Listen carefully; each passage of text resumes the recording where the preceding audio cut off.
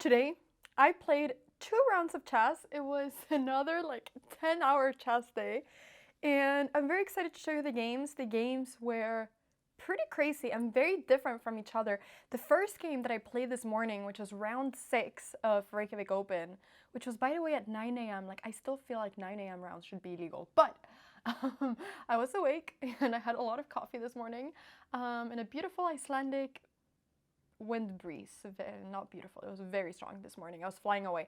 But yeah, I played round 6 this morning and I was facing a French player. His name was Marcel Dembele. I don't know if that's how you pronounce it.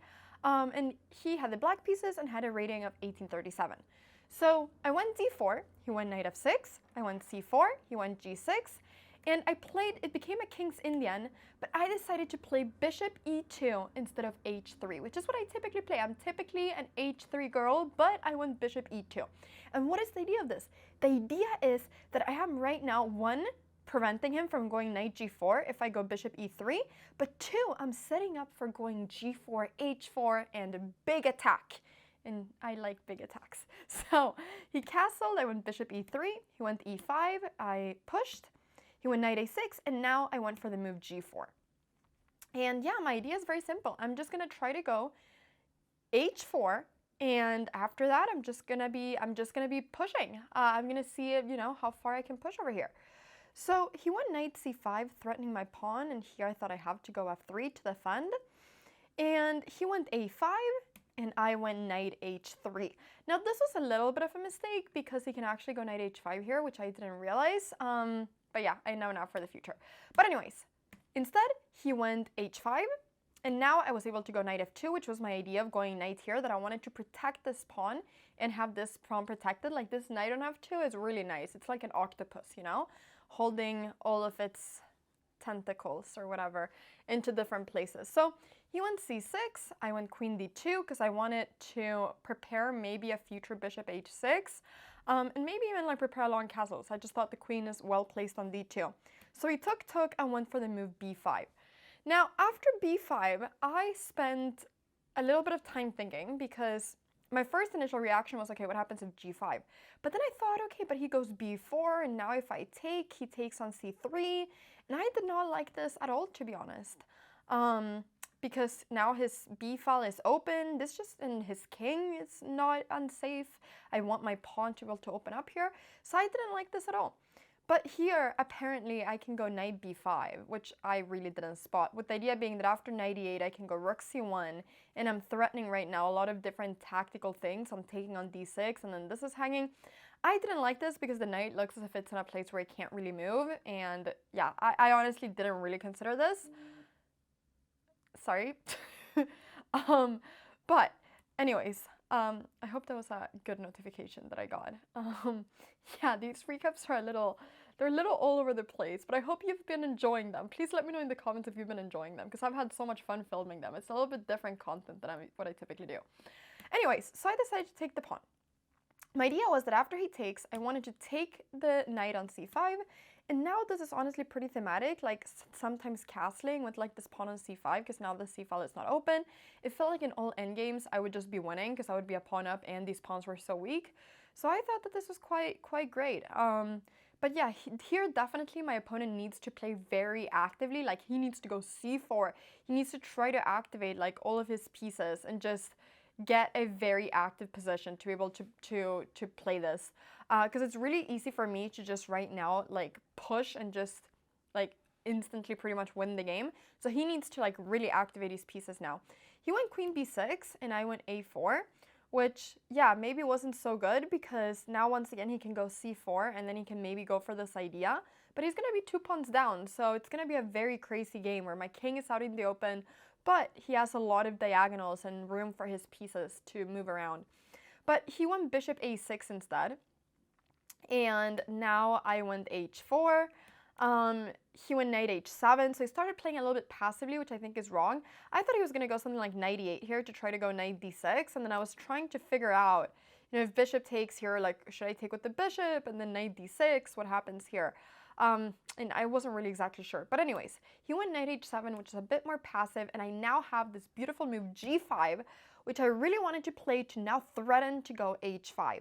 Because I thought if I go h5 first, then okay, maybe he can go g5 at some point himself. I didn't want that. So I went g5. Now this knight is completely out of play. It's in jail.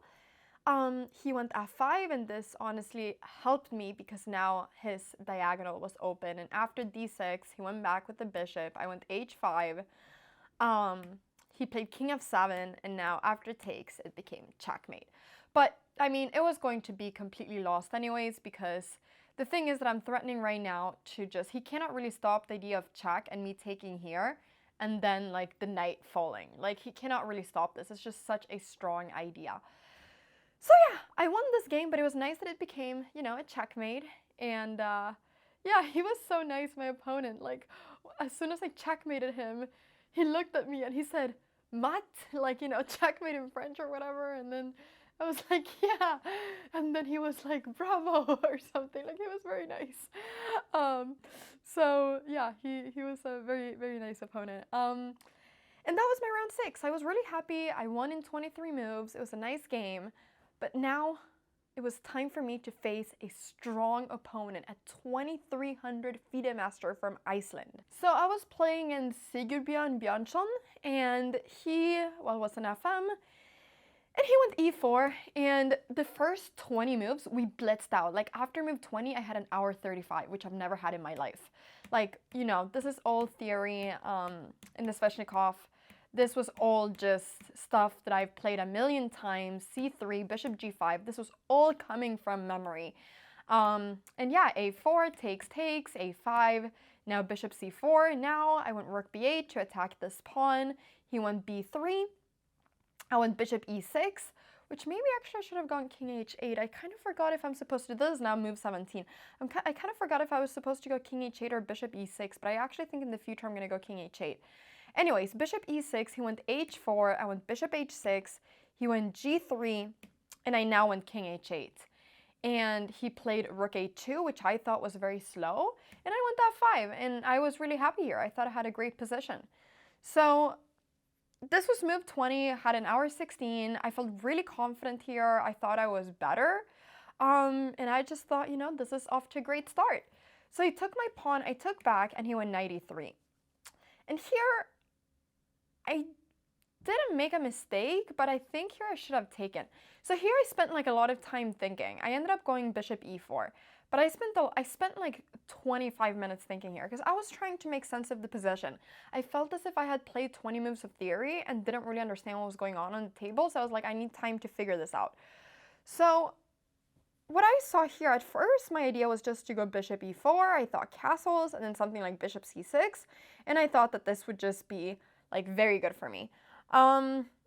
Because I didn't really like calculate like in this position. But then the more I looked into the position, I was like, oh, maybe this isn't so good. So after here, I realized that if I want to take on e3, so if I want to get rid of this bishop, I have to do it now. Because I thought if I do this, and take now, he might actually take with the pawn instead of having to take with the knight, which he cannot do here because if he takes with the knight, then, sorry, if it takes with the pawn here, he's never going to be able to castle. So I thought if I want to take here, I should take now. And I think I should have taken here, especially with the way that I played. So I went bishop e4, and now I thought, you know, I thought his idea was to go knight g4 because obviously he wants to play against my bishop. And I thought that maybe his idea was to go like f3 to eliminate my bishop from here. And so I wanted to play a move that would kind of tackle both things in one stone. So I thought, okay, I'll go queen d7 with the idea that if you go f3, I can go, well, my idea was that I could go queen a7, which apparently doesn't work because of takes, wow. He just goes king h2. Okay, yeah, okay. Yeah, so I went queen d7, which is just a bad move. With the idea that after f3 I could go here, and with the idea that if knight g4 I just go bishop f3 and I win a piece. So this was a mistake, and honestly this move, like, it might not seem so bad, but this move was actually extremely problematic in the game because he, after like a minute, found queen g4. And I was like, I spent so long, and I completely didn't see this move. And I was like, when he played it, I instantly realized that queen d7 was a horrible mistake, and I was like, why did I do this? Like, I was like, Anna, you should just have like taken the knight. Because now the issue is, after queen here, The issue is that my bishop on h6 is going to become the worst piece you've ever witnessed in your life, because I'm basically forced to take, and now where does this bishop go? It cannot go anywhere. So now this became a really difficult position for me to play, and it all came from this move queen d7. Like queen d7 was, I hate queen d7. But it was a great lesson, definitely a great lesson. I should actually have gone for my initial plan of going bishop f3, bishop e2, and then maybe I should just have traded here a lot of different things and then gone something like knight e7. I think this would have been fine to then push d5. This would have been completely fine. But yeah, I went for this move queen d7, he went queen g4, fantastic move, and I had to take, and now the issue is that his knight gets to g4, which is what I wanted to avoid. And now my bishop is just doing really bad. So here I spent like a lot of time thinking as well, because I was like, how do I like survive this? At first I thought, okay, maybe I'll go bishop f3 just to keep my bishop, but I just really didn't like, yeah, I really didn't like this. I thought that my king is just going to be so bad. My pawns are so weak. I thought all my pawns were really weak, but looking at this now, this would have been better than what I did. Yeah, I ended up taking the knight because I thought that this would give me more activity and then go rook f3, but I think this was the wrong choice because I didn't realize how active he could get as well. Here as well, I thought I could go rook c6, but then I realized it doesn't work due to knight takes e5, takes, he has a fork. So yeah, the position just was kind of crumbling apart here. And then, you know, he found this brilliant move, and then, yeah, the knight was, yeah, I mean, my pawns are falling apart. It all comes from this move, queen d7.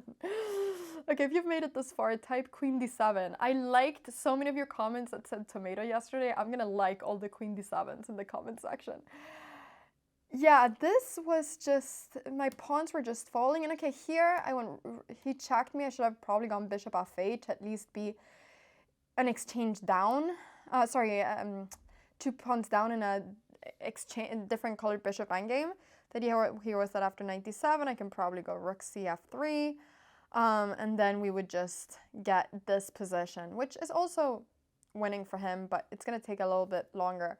But I didn't do that. I went rook f8, and then it all kind of came crumbling apart. And I played this position for a while with two pieces versus rook, but it was honestly just very sad. And yeah. Yeah, I mean, we played a few more moves. I'm blitzing through it because there's nothing, and then I resigned. But yeah, like, it all honestly came falling down after queen d7.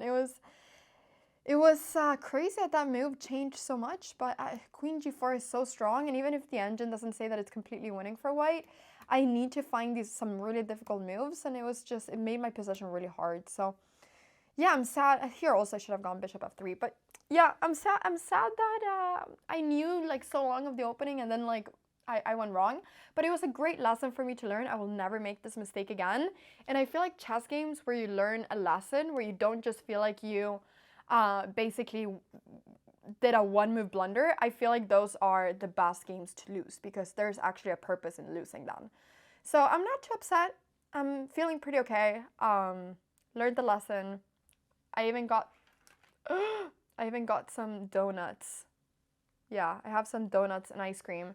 And now there's ice cream all over the place. This is a bit chaotic. But anyways, so I'm feeling pretty okay. I'm excited for the round tomorrow. Round 8 is happening tomorrow. I'm playing an 1800, I think. So yeah, I'm very excited. I hope that you've been enjoying all of these recaps. Thank you so much for your support. Thank you so much for watching and supporting every day. And I'll see you all tomorrow. Bye-bye.